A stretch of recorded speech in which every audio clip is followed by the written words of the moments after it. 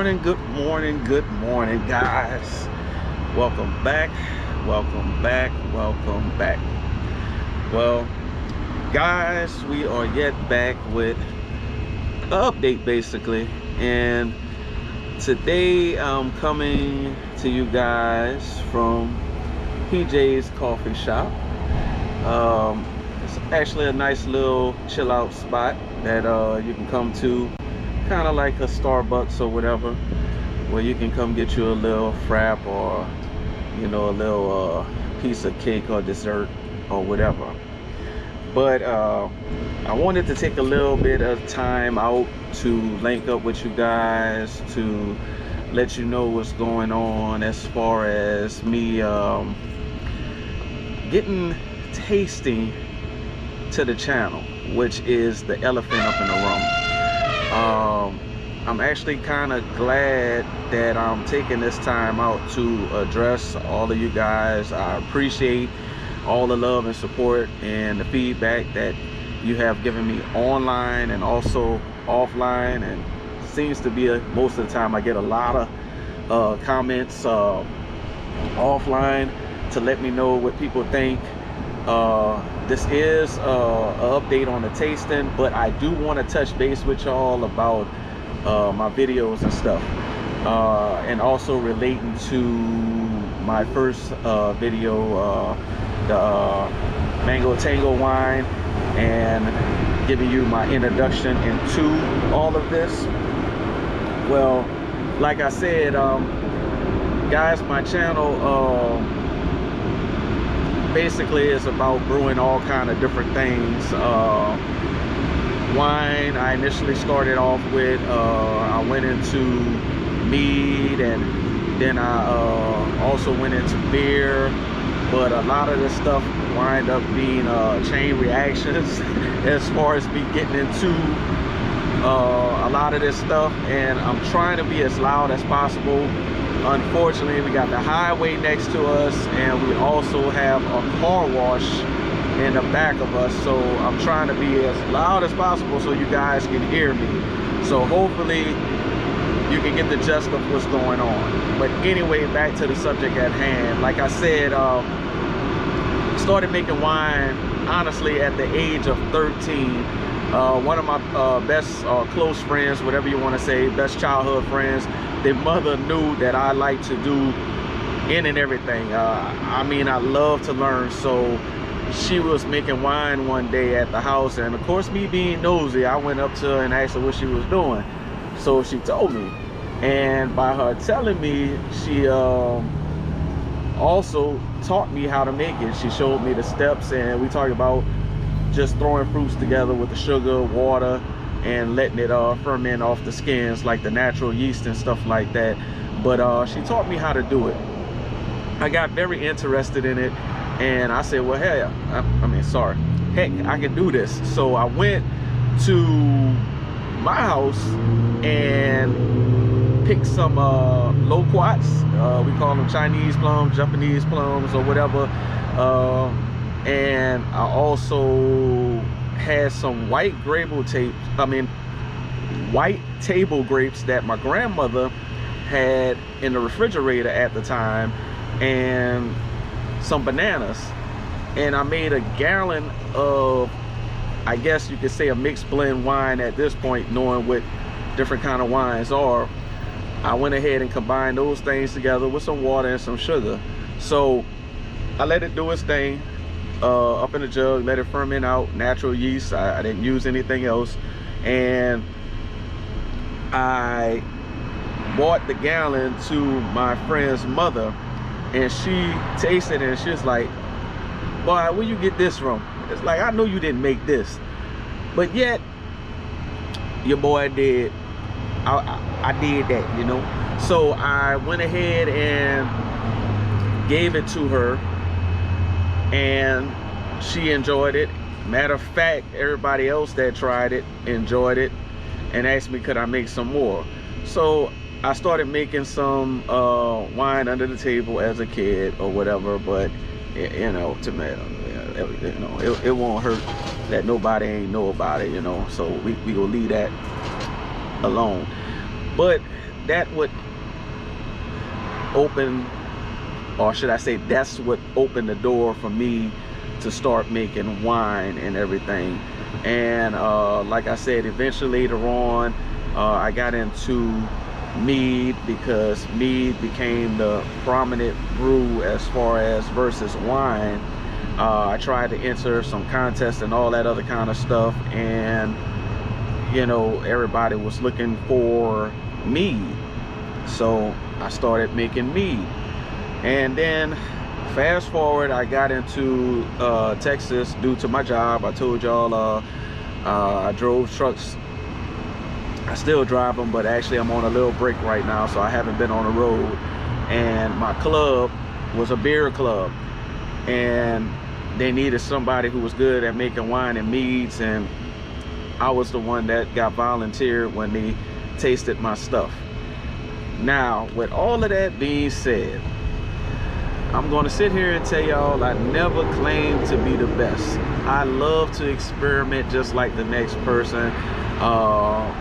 Hats go off to my good friend Amanda at Faywood, you know, with her experimental meads, and up and coming channel. I want to say Loud Creations, I believe her name is. They like to do a lot of experimental stuff, and I'm that person. I love to experiment. I love making my own kind of unique concoction and put things together and letting my family and friends try it or whatever. You know, I just enjoy it, you know, and to get the feedback, yay or nay, whether they like it, they don't like it, you know, I can do better, I could change the recipe up, or whatever the situation may be.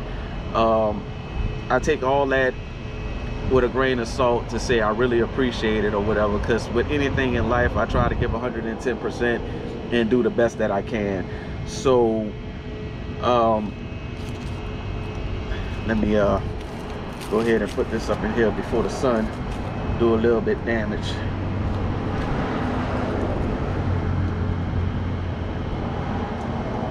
Pretty good. But back to what I was saying. I love to experiment. A lot of my wines on the channel, honestly, I have made. At this point, I believe it's over 30 something different brews that I made on the channel, and I'm not going to talk about the amount that I made off of the channel. Like I said, I do my best to bring you guys content and to show you some of the things that I'm doing. It's like you're beating a dead horse. Everybody that's up in the community, and there's a lot of people that y'all might not know about because it's smaller channels, like, you know, myself, and some that's even smaller than me, you know, that's trying to make a little noise and show what they do and put their stuff out so people can see, you know, the different styles and the different ways that we approach brewing, and, you know, enjoying this community that we love. So I'm telling you guys that because you have to remember, don't take things seriously all the time. Don't say, you know, well, this one done it like this and that one done it like that, and you know, throw it at the next YouTuber or whatever, because at the end of the day, all of us are different, and we try to bring our unique take to something that's been around for ever, basically for ages. So we do the best that we can to relay this to you in our own unique perspective. I just got a question recently, you know, why haven't I done the tasting? And I have a good friend on the channel, Michelle. Appreciate you. You're one of my best subscribers, always watching my content and leaving a comment up in the comments below. But I really appreciate that, because she asked me, it's like, you know, Doc of the Bay, which, if you guys didn't know, my name is actually Tarzell, not Tarzan. Don't play, but I'm used to it. But I go by Tarzell. You can call me T. it's fine, whatever. But I've been trying to approach the tasting part different ways, but the true reason why the tasting on the channel, or tastings on the channel, hasn't come about, because there was a series of unfortunate events. Ugh. Mosquito, the South. But anyway, unfortunate events. I lost a few of the wines, guys. They had an incident where I had to move from the old place that I stayed, and I had a U-Haul. I did my best to package the wine, which was in the carboy, the best way I could, and some of them got lost. And I will let you know, because probably some of these you were interested in, to let you know which ones got lost. And I have a few of them right here. We lost the Tiki Tea, the Cotton Candy wine, the Peach Cobbler wine, and the Apple wine. All of those were lost. But I'm not done yet. So, also upon me moving, I made it down here to New Orleans, and I wind up getting a storage. I was doing my best to get a climate control storage to put the wine in, so that way I don't get any heat damage, but I got shot in the foot on that.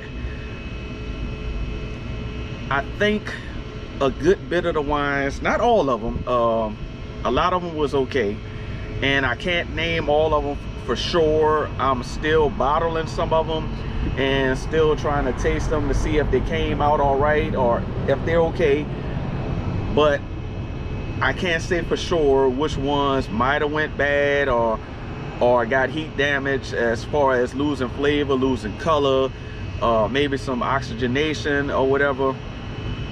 I don't know, and I'm still trying to check to see if any of those was hurt. Now, with that being said, my son was helping me move some of the boxes, and a box of my wine was dropped. So I tried to salvage what I could as far as the bottles that didn't get broke. This was up in the section of the agave lemonade, the blackberry wine that I made at the beginning, and also the mixed berry wine that I did from up north with the Saskatoon and Huckleberry and stuff like that.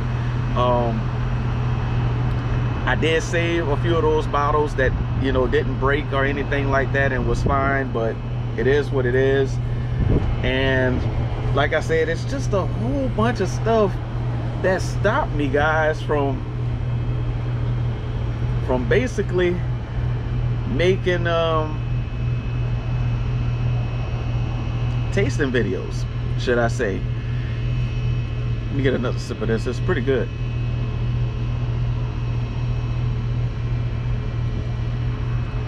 So, what are the plans?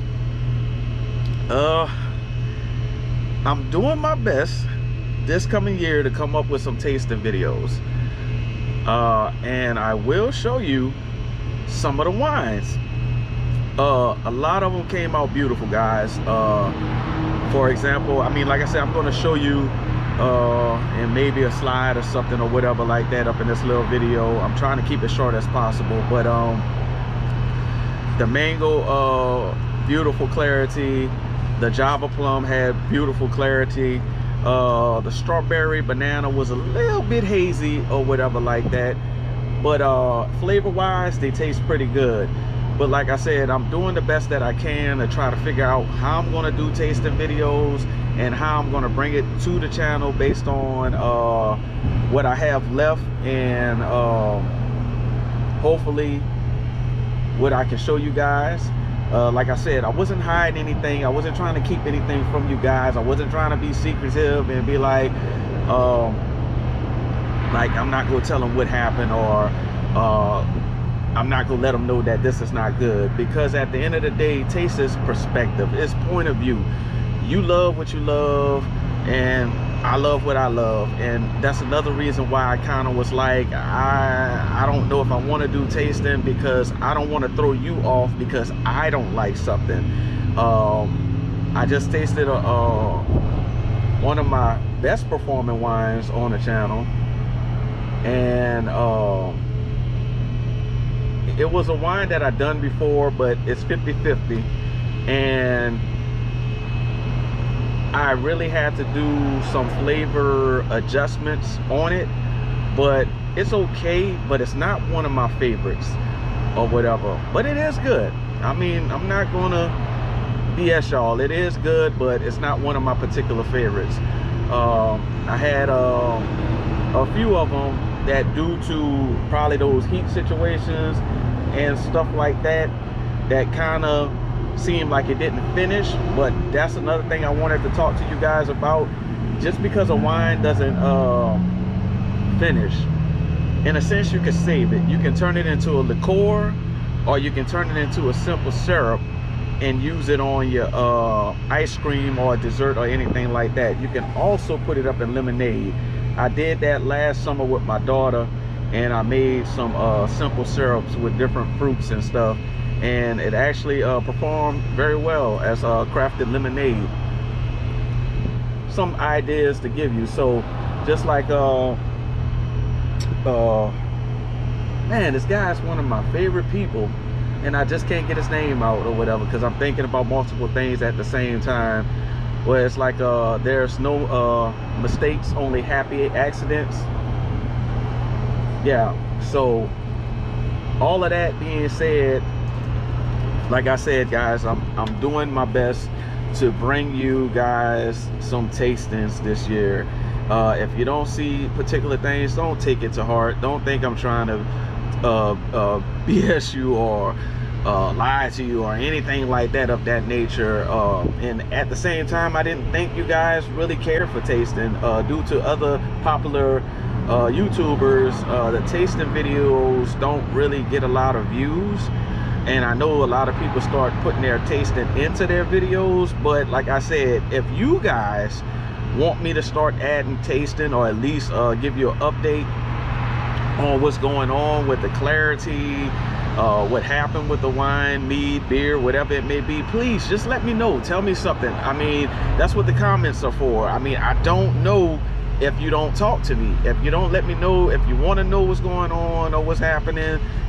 I don't know what to do. I don't know what to put. But with that also being said, is a reason why I put my Instagram at the end of my videos, guys. Just check my Instagram out. I do give you guys a lot of updates on what's going on with the wine. It shows the clarity. I show some of them, like how some of them get done real quick. For example, the mixed berry wine that I did last year, the Stella Rose clone, it's done. Like, the thing is crystal clear or whatever. And I'm just tweaking it a little bit, as far as I put a sample on side of the regular one, and I also tweaked it up to do my version of it or whatever. But like I said, the Instagram is up there for updates. I mean, check it out. Check my Instagram out. Like I said, I give you guys behind the scenes on that, what I'm doing. Like I said, when I'm working on beer, I got a lot of beer stuff that I put on there. Like I said, I give you updates with the wine, show you what's going on with it, and with them, should I say. So check it out. But we're going on 20 minutes, guys, and I know I love to rumble, rant, and also run my mouth or whatever, but I just want to make sure you guys get the gist of what's going on up in these videos, and explaining to you guys what's happening in my life. Like I said, I'm not perfect. I make mistakes, It's a lot of things that's going on, so I'm trying to do my best to get you this content. I'm not trying to do my best to make sure you guys understand what's going on and keep you informed. It's just a lot. It's a lot. But anyways, I appreciate you guys for sitting down with me to get this update.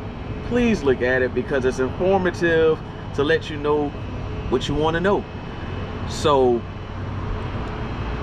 I'm basically done. I'm gonna go ahead and finish my little coffee drink, and I'm gonna holler at you guys on the next one. So love you guys. Thank you for chilling with me. Peace.